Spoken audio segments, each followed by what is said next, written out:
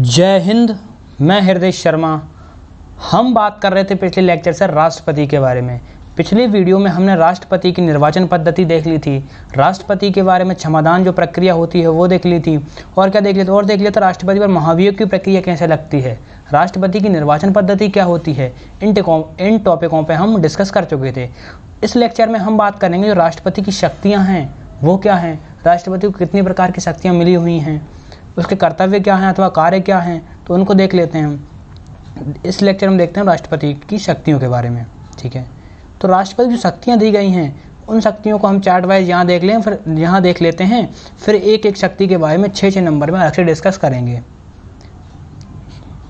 राष्ट्रपति की शक्तियाँ कितने प्रकार की शक्तियाँ होती हैं, इसकी एक होती हैं कार्यकारी शक्तियाँ, कार्यकारी शक्तियों के बारे में देखेंगे। विधायी शक्तियों के बारे में देखेंगे कि राष्ट्रपति की विधायी शक्तियाँ क्या होती हैं, और वित्तीय शक्तियों के बारे में देखेंगे कि राष्ट्रपति कौन कौन सी वित्तीय शक्तियां दी गई हैं, न्यायिक शक्तियां कौन कौन सी दी गई हैं, कूटनीतिक शक्तियों के बारे में देखेंगे, सैन्य शक्तियां और आपातकालीन शक्तियां। यहाँ से कहीं कहीं एक आध प्रश्न प्री के लिए भी बन जाता है, बाकी ये टॉपिक मेंस के लिए अपने आप में बहुत ज़्यादा इंपॉर्टेंट हो जाता है। अब देखते हैं राष्ट्रपति की सबसे पहले कार्यकारी शक्तियाँ कौन कौन सी हैं, कितने प्रकार की कार्यकारी शक्तियाँ राष्ट्रपति को प्रदान की गई हैं।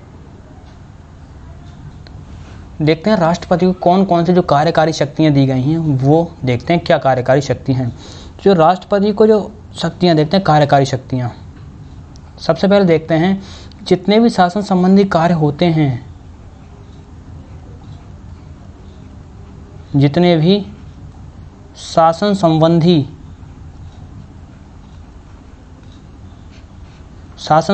कार्य होते हैं वो किसके नाम पे होते हैं, वो राष्ट्रपति के नाम पे होते हैं। ये पहली शक्ति है राष्ट्रपति की। कार्यकारी शक्तियों को देख रहे हैं, ये कार्यकारी शक्तियाँ राष्ट्रपति की अलग से 6 नंबर में पूछ सकते हैं। तो क्या जितने भी शासन संबंधी कार्य होते हैं वो राष्ट्रपति के नाम पे होते हैं। और क्या होते हैं, जो राष्ट्रपति होता है वो क्या करता है, प्रधानमंत्री की नियुक्ति करता है, प्रधानमंत्री व अन्य मंत्रियों की क्या करता है, नियुक्ति करता है, व अन्य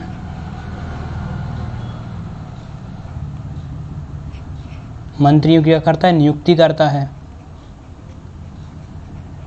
और क्या करता है राष्ट्रपति,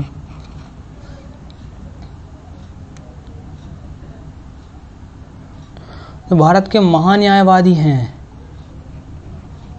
जिनका वर्णन भारतीय संविधान किस आर्टिकल में दिया गया है, आर्टिकल 76। महान्यायवादी हैं उनकी नियुक्ति करता है राष्ट्रपति। और क्या करता है, नियंत्रक और महालेखा परीक्षक हैं जो कैग बोलते हैं इसे, उसकी नियुक्ति करता है, कैग की नियुक्ति करता है राष्ट्रपति। और किसकी नियुक्ति करता है,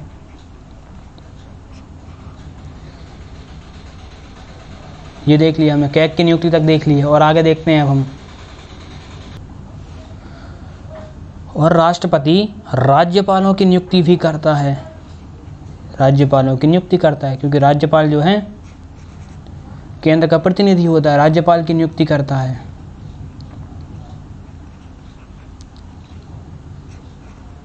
और क्या करता है राष्ट्रपति, राष्ट्रपति भारत में किसी भी क्षेत्र को क्या करता है, किसी भी क्षेत्र को, अनुसूचित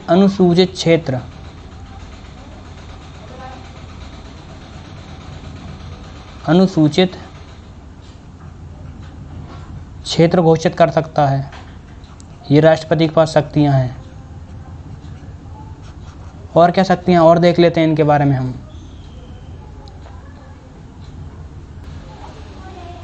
तो राष्ट्रपति महोदय हैं वो जो मुख्य चुनाव आयुक्त होते हैं, मुख्य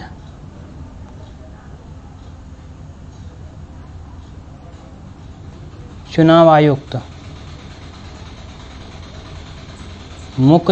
उनकी, और किसकी, जो संघ लोक सेवा है यूपीएससी, उसके सदस्यों, अध्यक्ष व सदस्यों की नियुक्ति, अध्यक्ष व सदस्यों की नियुक्ति करता है कौन? राष्ट्रपति महोदय करते हैं अपने।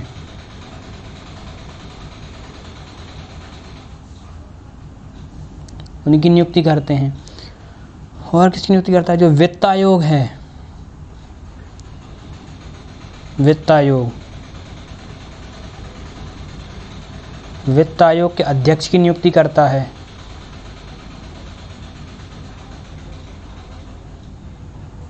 वित्त आयोग के अध्यक्ष की नियुक्ति करता है। और क्या? और जो आयोग होते हैं अपने, जैसे राष्ट्रीय अनुसूचित जाति आयोग, अनुसूचित जनजाति आयोग, राष्ट्रीय अनुसूचित जाति आयोग और राष्ट्रीय अनुसूचित जनजाति आयोग, तो उनके जो अध्यक्ष हैं उनकी नियुक्ति राष्ट्रपति महोदय करते हैं। ये हमने देख लिया, अध्यक्ष की नियुक्ति। तो यहाँ ये राष्ट्रपति की जो कार्यकारी शक्तियाँ हैं वो 6 नंबर के लिए हो जाती हैं। अब देखते हैं हम राष्ट्रपति की अगली शक्तियों के बारे में। राष्ट्रपति की विधायी शक्तियों के बारे में जान लेते हैं कि राष्ट्रपति को कौन कौन सी विधायी शक्तियाँ दी गई हैं। तो जो राष्ट्रपति है वो क्या कर सकता है? राष्ट्रपति संसद की, कब? संसद की सबसे बहुत इम्पोर्टेंट है ये, संसद की सत्रावसान की अवधि में, जब संसद का एक सदन या दोनों सदन सत्रावसान की अवधि में क्या कर सकता है? अध्यादेश जारी कर सकता है। ये राष्ट्रपति के पास शक्तियाँ हैं। किस आर्टिकल के तहत अध्यादेश जारी कर सकता है? आर्टिकल 123 के तहत अध्यादेश जारी कर सकते हैं। ये शक्ति है। और क्या शक्तियाँ हैं? जो राष्ट्रपति महोदय हैं वो संसद की बैठक बुला सकते हैं। संसद की बैठक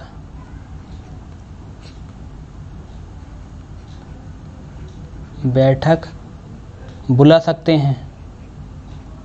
और क्या कर सकते हैं? उसको स्थगित कर सकते हैं। ये कर सकते हैं।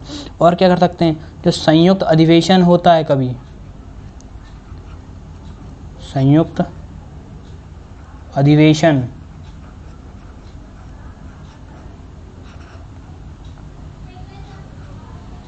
संयुक्त अधिवेशन का आह्वान कर सकते हैं। ये इनके पास शक्ति है। और राष्ट्रपति जो क्या कर सकते हैं? राज्यसभा के लिए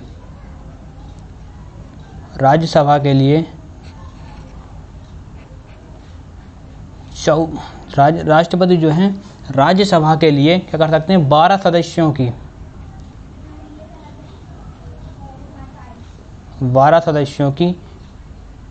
सदस्यों को मनोनीत कर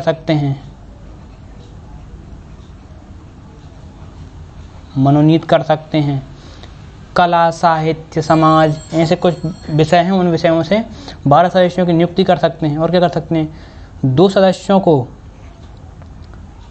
सदस्य लोकसभा के लिए मनोनीत कर सकते हैं। राष्ट्रपति महोदय 2 सदस्य लोकसभा के लिए मनोनीत कर सकते हैं।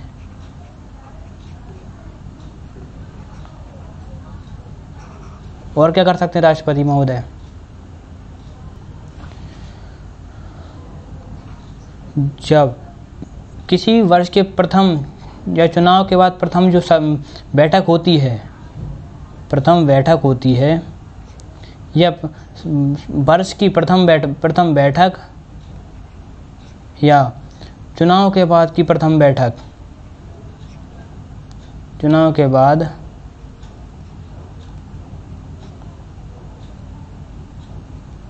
प्रथम बैठक, इसमें क्या कर सकते हैं? चुनाव के बाद जो प्रथम बैठक होती है उसमें जो अधिवेशन होता है, प्रथम बैठक मतलब प्रथम अधिवेशन, उसको संबोधित कर सकते हैं राष्ट्रपति महोदय। ये इनके पास शक्ति है। और क्या कर सकते हैं? यदि 2 सदन होते हैं लोग संसद के, उन दोनों सदनों में अध्यक्ष का पद, या अध्यक्ष कहीं बाहर गए हैं, या अध्यक्ष अनुपस्थित हैं, या उनका पद रिक्त है, तो क्या कर सकते हैं? अध्यक्ष का पद या उपाध्यक्ष का पद, अध्यक्ष का या उपाध्यक्ष का जो पद है, अध्यक्ष या उपाध्यक्ष का पद किन्हीं भी परिस्थितियों में क्या है? रिक्त है।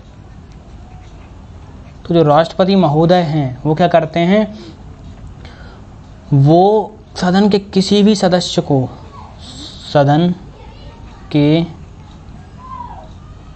किसी भी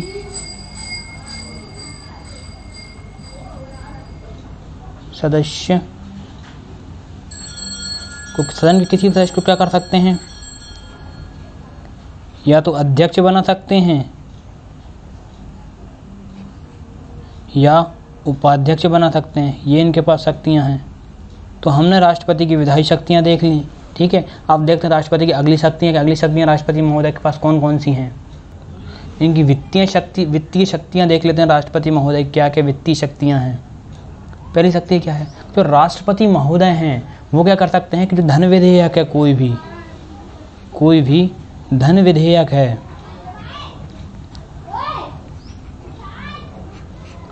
वो राष्ट्रपति की पूर्वानुमति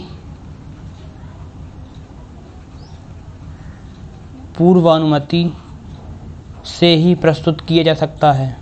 ये इनकी शक्ति है, प्रस्तुत किया जा सकता है। और क्या शक्तियाँ हैं इनके पास। और जो केंद्रीय बजट होता है, वार्षिक वित्तीय विवरण, केंद्रीय बजट, उसको संसद के समक्ष रखते हैं, संसद में प्रस्तुत करते हैं। कौन, राष्ट्रपति महोदय अपने।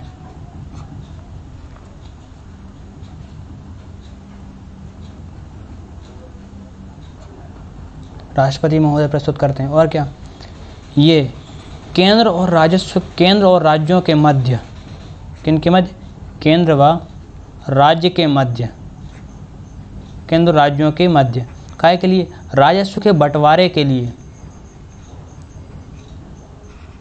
राजस्व को जो बंटवारा है उसको किस प्रकार निर्धारित किया जाए, उसके लिए क्या करते हैं, हर 5 वर्ष में जो वित्त आयोग है उसका गठन करते हैं। राजस्व के बंटवारे हेतु, राजस्व के बंटवारे हेतु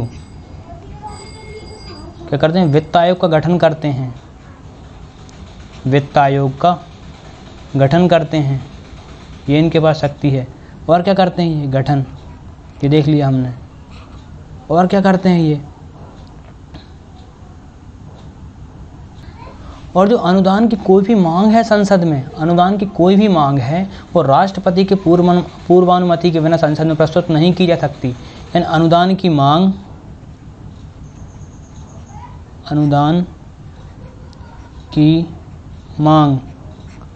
राष्ट्रपति की जो अनुमति है,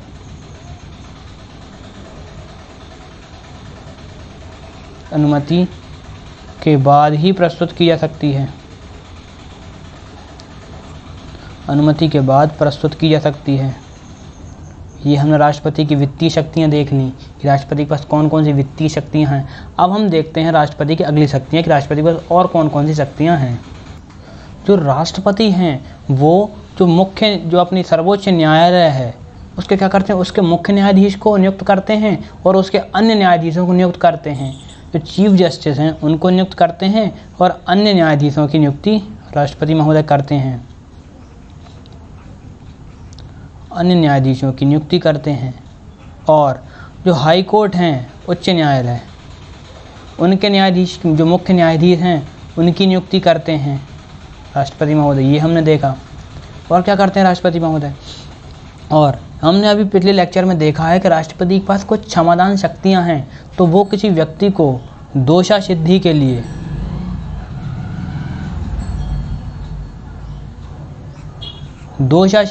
क्या कर सकते हैं, माफ़ कर सकते हैं।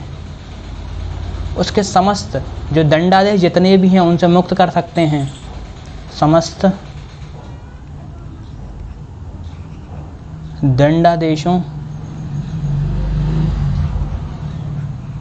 दंडादेशों से मुक्त कर सकते हैं।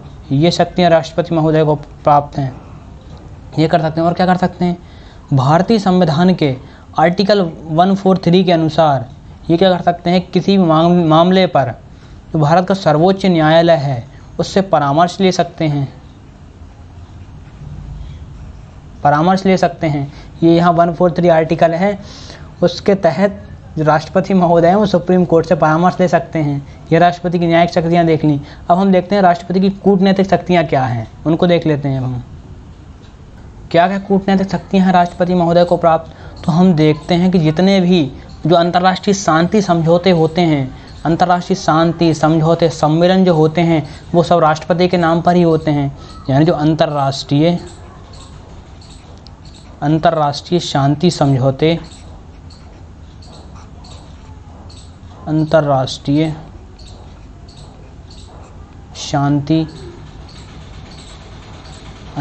शांति समझौते राष्ट्रपति के नाम पर होते हैं। राष्ट्रपति के नाम पर होते हैं। और क्या होते हैं ये राष्ट्रपति महोदय क्या करते हैं, जो राजदूत होते हैं राजदूतों को भेजते हैं विदेशों में उनका चयन करके, और क्या करते हैं जो विदेशों से जो आते हैं उनका स्वागत करते हैं, विदेशी राजदूतों का स्वागत करते हैं। ये काम राजदूत प्रधानमंत्री महोदय राष्ट्रपति महोदय करते हैं, ये काम करते हैं। और क्या करते हैं जो अंतर्राष्ट्रीय मंच होते हैं, तो अंतर्राष्ट्रीय जो मंच होते हैं उन पर, अंतर्राष्ट्रीय मंचों पर भारत सरकार का अथवा भारत का प्रतिनिधित्व करते हैं। कहाँ? अंतर्राष्ट्रीय मंचों पर, अंतर्राष्ट्रीय मंचों पर भारत का प्रतिनिधित्व करते हैं। ये काम राष्ट्रपति महोदय करते हैं। भारत सरकार का या भारत का प्रतिनिधित्व करते हैं। तो ये देख ली हमने राष्ट्रपति की कूटनीतिक शक्तियाँ कि अंतर्राष्ट्रीय शांति समझौते राष्ट्रपति के नाम पे होते हैं। राष्ट्रपति भारतीय राजदूतों को विदेशों में भेजते हैं, और जो विदेशों से जो राजदूत आते हैं उनका भारत में स्वागत करते हैं। अंतर्राष्ट्रीय मंचों पर भारत सरकार का प्रतिनिधित्व करते हैं। ये राष्ट्रपति की कूटनीतिक शक्तियाँ देख ली हमने। अब देखते हैं राष्ट्रपति की सैन्य शक्तियाँ कि राष्ट्रपति को कौन कौन सी सैन्य शक्तियाँ मिली हुई हैं, उनको देख लेते हैं हम। जो राष्ट्रपति होते हैं उनको कौन कौन सी सैन्य शक्तियाँ प्राप्त होती हैं, तो देखिए जो राष्ट्रपति महोदय होते हैं वो भारत की जो तीनों सेनाएं हैं, भारत की तीनों सेनाओं के प्रमुख होते हैं, प्रमुख सेनापति होते हैं। तीनों सेनाओं के प्रमुख सेनापति होते हैं। तीनों सेनाओं के प्रमुख सेनापति होते हैं राष्ट्रपति महोदय।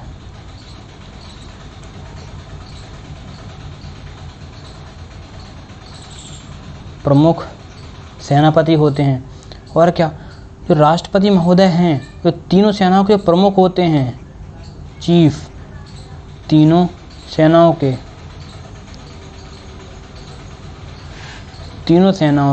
प्रमुखों की नियुक्ति करते हैं। तीनों सेनाओं के प्रमुखों की नियुक्ति करते हैं राष्ट्रपति। ये है इनकी शक्ति। और क्या है, जो राष्ट्रपति हैं वो युद्ध समाप्ति की घोषणा करते हैं। संसद के कहने पर युद्ध समाप्ति की घोषणा करते हैं। युद्ध समाप्ति की घोषणा करते हैं संसद के अनुसार। अगर संसद उनको ये कहने के लिए कहती है तब घोषणा करते हैं। तो ये राष्ट्रपति सैन्य शक्तियाँ देख ली हमने। युद्ध की समाप्ति करते हैं, और ये साथ ही युद्ध होने की घोषणा भी करते हैं कि अब हम युद्ध शुरू कर रहे हैं। इसकी घोषणा अब जरूरत पड़ने पर ये करते हैं कभी। ठीक है, अब हम देखते हैं जो राष्ट्रपति की आपातकालीन शक्तियां हैं वो क्या क्या हैं। अब हम देखते हैं जो राष्ट्रपति हैं उनके पास क्या क्या आपातकालीन शक्तियां हैं। तो इनकी शक्तियों को बेसिकली हम 3 पॉइंट में देखेंगे, लेकिन जो 3 पॉइंट हैं वो अपने आप में एक बहुत बड़ा टॉपिक बन जाते हैं। तो इन जो टॉपिक बनेंगे उन टॉपिकों को हम अगले लेक्चर में डिस्कस करेंगे, या अगले जो जहाँ पढ़ेंगे पॉलिटी उन टॉपिकों को वहाँ डिस्कस करेंगे। यहाँ सिर्फ देख लेते हैं कि कौन कौन सी शक्तियाँ मिली हैं। तो आपातकालीन शक्तियों के तहत राष्ट्रपति को 3 प्रकार की शक्तियाँ मिली हैं। एक क्या मिली है, एक जो राष्ट्रपति हैं वो चाहें तो राष्ट्रीय आपातकाल की घोषणा कर सकते हैं। राष्ट्रीय आपातकाल की घोषणा कौन करते हैं? राष्ट्रपति महोदय करते हैं, वो लगाते हैं। राष्ट्रीय आपातकाल की घोषणा कर सकते हैं। आर्टिकल 352 के अनुसार, भारतीय संविधान का अनुच्छेद 352 राष्ट्रपति को यह शक्ति देता है कि वे राष्ट्रीय आपातकाल की घोषणा कर सकते हैं। और क्या कर सकते हैं? राष्ट्रपति राज्यों में राष्ट्रपति शासन लगा सकते हैं। यदि उन्हें लगे क्या लगे? यदि राष्ट्रपति को लगता है कि किसी राज्य की जो संवैधानिक व्यवस्था है वो भंग हो गई है तो वो उसके तहत राज्यों में राष्ट्रपति शासन लगा सकते हैं भारतीय संविधान के अनुच्छेद 356 के तहत। और क्या कर सकते हैं? किन्हीं विषम परिस्थितियों में जब भारत में वित्तीय समस्याएं उत्पन्न हो जाती हैं तब वित्तीय आपातकाल की घोषणा कर सकते हैं, जो भारत में अभी तक नहीं लगा है। वित्तीय आपातकाल की घोषणा कर सकते हैं आर्टिकल 360 के अनुसार। भारतीय संविधान का अनुच्छेद 360 के अनुसार वित्तीय आपातकाल की घोषणा कर सकते हैं। तो यहाँ राष्ट्रपति की आपातकालीन शक्तियाँ समाप्त हो जाती हैं। अब हम एक अन्य शक्ति जो राष्ट्रपति की देखते हैं वो हो जाती है अपनी राष्ट्रपति की वीटो शक्ति, कि राष्ट्रपति के पास कौन कौन से वीटो पावर मिले हुए हैं, उन्हें देख लेते हैं हम लोग। अब हम देखते हैं राष्ट्रपति महोदय हैं उन्हें किस प्रकार की वीटो शक्तियाँ मिली हुई हैं। अब वीटो शक्तियाँ क्या होती हैं ये भी देखेंगे, लेकिन पहले आप ये देख लीजिए कि भारतीय संविधान का आर्टिकल 111 है, उसमें इनका उल्लेख किया गया है। सबसे पहले वीटो शक्तियाँ देखते हैं क्या होती हैं। यानी जब कोई विधेयक संसद बनाती है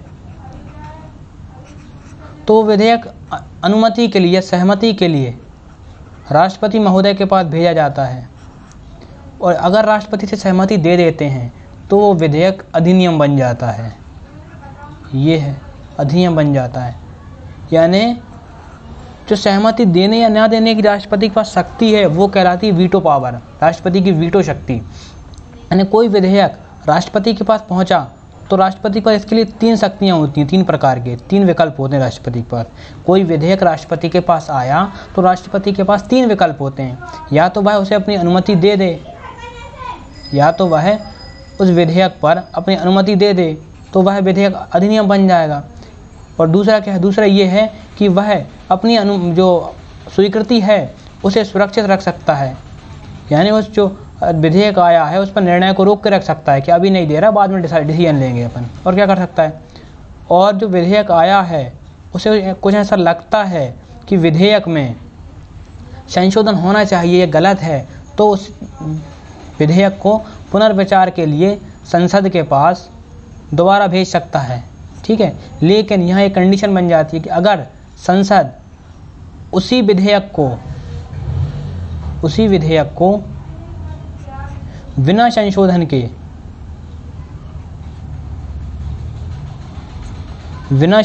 के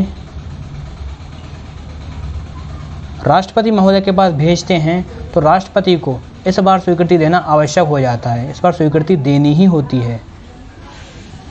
ये हो गया। ठीक है, ये हमने देख लिया कि वीटो पावर, यानी जो राष्ट्रपति होते हैं वो अब किसी विधेयक पर अपनी स्वीकृति देने या ना देने के लिए जिन शक्तियों का उपयोग करते हैं उसे बोलते हैं राष्ट्रपति की वीटो शक्ति। इनका उल्लेख भारतीय संविधान के आर्टिकल 11 में दिया गया है, 111 में दिया गया है। ठीक है, अब वीटो शक्तियाँ कितने प्रकार की होती हैं? एक होती है अत्यंतिक वीटो, एक होती है निलंबनकारी वीटो, और एक होती है अपनी पॉकेट वीटो। अब ये तीनों क्या है इनको देख लेते हैं अपन, एक एक को देख लेते हैं कि अत्यंतिक वीटो क्या है, पॉकेट वीटो क्या है, निलंबनकारी वीटो क्या है, इनको देख लेते हैं। सबसे पहले देखते हैं अत्यंतिक वीटो क्या है। यानी जब कोई विधेयक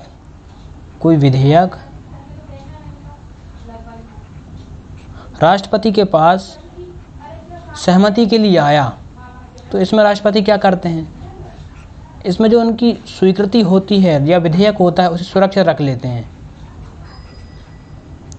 उस पर कोई निर्णय नहीं करते। इसमें होता है उस पर कोई भी निर्णय नहीं करते, ये कर लेते हैं। ठीक है, इसमें कोई निर्णय नहीं होता, लेकिन इसके लिए 2 कंडीशन, इसका उपयोग राष्ट्रपति कब कर सकता है? एक, अगर ये विधेयक उन सदस्यों के द्वारा लाया गया है जो मंत्री नहीं हैं, अगर कैबिनेट मंत्री नहीं हैं, उनके द्वारा ये लाया गया है, जिन्हें सरकार में कोई मंत्री पद नहीं दिया, उनके द्वारा ये विधेयक लाया गया है, तो राष्ट्रपति ये इस वाले अत्यंतिक वीटो का उपयोग कर सकता है। और कब कर सकता है? अगर कोई मंत्री लाता है, कब लाता है मंत्री?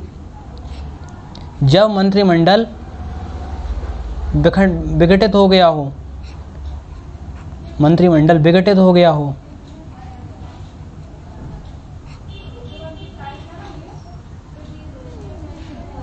जब मंत्रिमंडल विघटित हो गया हो तो राष्ट्रपति इसका उपयोग कर सकता है। ठीक है, ये देख लिया हमने।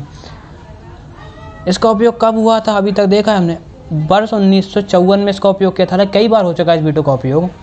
वर्ष 1954 में उस समय देश के राष्ट्रपति थे राजेंद्र प्रसाद, उन्होंने इसका उपयोग किया था। ठीक है, अब देखते हैं हम अगले वीटो के बारे में।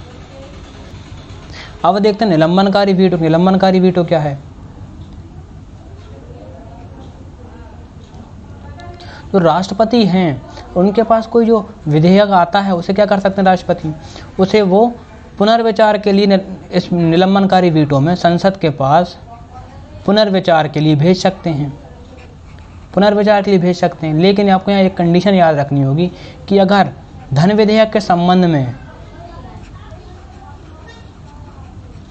धन विधेयक के संबंध में यह उपयोगी नहीं है। धन विधेयक के संबंध में राष्ट्रपति महोदय इस वीटो का उपयोग नहीं कर सकते, निलंबनकारी वीटो। ठीक है, पुनर्विचार के लिए भेज दिया, लेकिन अगर बिना संशोधन के भी संसद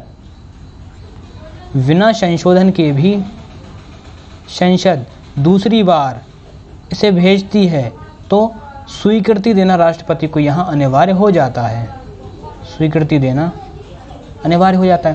यानी निलंबनकारी वीटो में क्या होता है कि जो राष्ट्रपति होते हैं वो विधेयक को संसद के पास लौटा सकते हैं। क्यों? क्योंकि आप इसमें कोई संशोधन कीजिए, ये उचित नहीं है। लेकिन राष्ट्रपति धन विधेयक के संबंध में निलंबनकारी वीटो का उपयोग नहीं कर सकते। ठीक है, और क्या, और अगर संशोधन ना करे संसद, बिना संशोधन के भी विधेयक को भेजे राष्ट्रपति के पास, तो दूसरी बार में राष्ट्रपति को उस विधेयक पर अपनी स्वीकृति देना अनिवार्य हो जाता है। ये हो गया। अब एक और वीटो बचता है, उसको देख लेते हैं हम। अब देखते हैं अपन पॉकेट वीटो कि पॉकेट वीटो में क्या होता है। पॉकेट वीटो जो है, इसमें जो राष्ट्रपति हैं वो विधेयक पर ना तो कोई स्वीकृति देते हैं,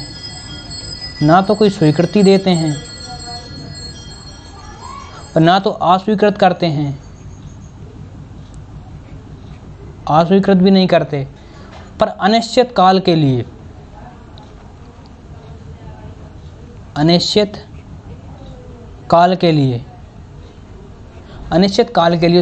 जो विधेयक है उसे अपने पास सुरक्षित रख लेते हैं। इसमें कोई टाइम पीरियड नहीं होता कि अब इतने देर के लिए ही रखोगे, बस अनिश्चित काल के लिए अपने पास रख लेते हैं। ये करते हैं राष्ट्रपति। यानी पॉकेट वीटो है, राष्ट्रपति ने पॉकेट में रख लिया, सीधी बात है। कोई कुछ नहीं बोल रहा है इस पर, ना हाँ बोल रहा है ना बोल रहा है, ना स्वीकृति दे रहा है ना अस्वीकृति दे रहा है, बस रख लिया कि देखेंगे कभी भविष्य में, अनिश्चित काल के लिए। इसमें कोई टाइम पीरियड फिक्स नहीं होता। ठीक है, तो यहाँ हमने राष्ट्रपति की वीटो पावर देख ली। अब हम देखते हैं राष्ट्रपति के बारे में, जो राष्ट्रपति का अध्यादेश जारी करने की शक्ति होती है उसको देख लेते हैं। बहुत इंपॉर्टेंट है ये शक्तियाँ अपने आप में। अब देखते हैं राष्ट्रपति की जो अध्यादेश जारी करने की शक्ति होती है वो क्या होती है। सबसे पहले भारतीय संविधान के अनुच्छेद 123 के तहत, अनुच्छेद 123 के तहत राष्ट्रपति की शक्ति प्रदान की गई है कि वह अध्यादेश जारी करें। ठीक है, राष्ट्रपति जो अध्यादेश जारी करते हैं, राष्ट्रपति ने कोई मान लो अध्यादेश जारी किया, उसकी शक्ति कितनी होती है? उसकी शक्ति संसद द्वारा पारित अधिनियम के बराबर ही होती है, संसद के अधिनियम के बिल्कुल बराबर होती है। ठीक है, और राष्ट्रपति अध्यादेश जारी कैसे कर सकता है? अगर राष्ट्रपति को ऐसा लगता है कि वर्तमान परिस्थिति, तो सबसे पहले कंडीशन बनती है इसके लिए कि संसद का या तो एक सदन, संसद के 2 सदन होते हैं, लोकसभा और राज्यसभा, या तो एक सदन का 17वां हो या दोनों सदन का 17वां हो, तो राष्ट्रपति क्या कर सकते हैं? अध्यादेश जारी कर सकते हैं। ठीक है, सबसे पहले अगर राष्ट्रपति को मान लो एक सदन का दोनों सदन का 17वां है और राष्ट्रपति को ऐसा लगता है, कैसा लगता है कि वर्तमान परिस्थितियों में, वर्तमान समय में तत्काल कार्यवाही आवश्यक है, तत्काल कार्यवाही आवश्यक है, तो राष्ट्रपति क्या करेगा? संसद तो है नहीं है, संसद सत्र में होती तो अधिनियम बना देती, फिर क्या होगा? फिर अगर तत्काल कार्यवाही आवश्यक लगती है तो राष्ट्रपति दोनों या एक सदन के सत्रावसान की अवधि में क्या कर सकते हैं, अध्यादेश जारी कर सकते हैं, अध्यादेश जारी कर सकते हैं। ठीक है, ये देख लिया हमने। अब क्या है, अध्यादेश कब तक प्रभावी रहेगा, उसका प्रभाव कब तक रहेगा, ये भी देखना पड़ेगा। जब अध्यादेश प्रभाव अपन ने राष्ट्रपति ने लागू किया तो क्या हुआ, मान लो संसद की जो बैठक हुई नई, जब सत्र उसका खुला, सत्र चालू हुआ, संसद की पुनः बैठक हुई कभी ना कभी, तो जब भी संसद की पुनः बैठक होगी तो जो अध्यादेश होगा, अध्यादेश उसको दोनों सदनों में, संसद के दोनों सदनों में प्रस्तुत किया जाएगा, दोनों सदनों में प्रस्तुत किया जाएगा। और यदि संबंधित अध्यादेश दोनों सदनों से पारित होता है, दोनों सदनों से पारित होता है तो वो कानून बन जाएगा। अगर जो अध्यादेश राष्ट्रपति ने संसद की सत्रावसान की अवधि में जारी किया था, उसे संसद के सत्र प्रारंभ होने की अवधि में संसद की पहली बैठक में प्रस्तुत किया जाएगा। दोनों सदनों में अगर उसे प्रस्तुत किया और वहाँ से वो पारित हो गया तो संबंधित कानून, फिर अध्यादेश, वो कानून बन जाएगा, अधिनियम बन जाएगा। ठीक है, ये कंडीशन। तो मान लो संसद ने जो है उस अधिनियम को, उस अध्यादेश को पारित नहीं किया तो क्या हुआ, या उस पर कोई कार्यवाही नहीं की, तो संसद की जो भी अगली बैठक होगी, एक बैठक कब हुई कि अध्यादेश को जहाँ हमने प्रस्तुत कर दिया दोनों सदनों में, लेकिन संसद ने कोई कार्यवाही नहीं की, तो जब भी उस संसद की अगली बैठक होगी, उस अगली बैठक के 7 दिन पूर्व, कब, 7 दिन पूर्व, 7 दिन पूर्व, उस बैठक के 7 दिन पूर्व वो जो अध्यादेश है वो निरस्त हो जाएगा, वो ख़त्म हो जाएगा, समाप्त हो जाएगा। ठीक है, उसका प्रभाव ख़त्म हो जाएगा। तो ये जो अध्यादेश होता है उसकी पूरी प्रक्रिया होती है। इस अध्यादेश की शक्तियाँ है वो संसद द्वारा पारित अधिनियम के समान ही होती है। तो यहाँ हमने राष्ट्रपति का अध्यादेश जारी करने की शक्तियाँ भी देख ली। तो यहाँ दोस्तों आज हमारा राष्ट्रपति का टॉपिक कंप्लीट होता है। हालांकि राष्ट्रपति को 100 विवेक की शक्तियाँ होती हैं, वो हम जब जो होती हैं उनको हम अलग से देख लेंगे कभी। तो यहाँ आज राष्ट्रपति का टॉपिक ख़त्म हो गया। दोस्तों इस वीडियो को ज़्यादा से ज़्यादा लाइक करें, शेयर करें और चैनल को सब्सक्राइब करें और बेल आइकन को प्रेस कर दें ताकि आने वाली वीडियो का नोटिफिकेशन आपको मिल जाए। इस वीडियो को यहीं ख़त्म करते हैं। धन्यवाद। जय हिंद।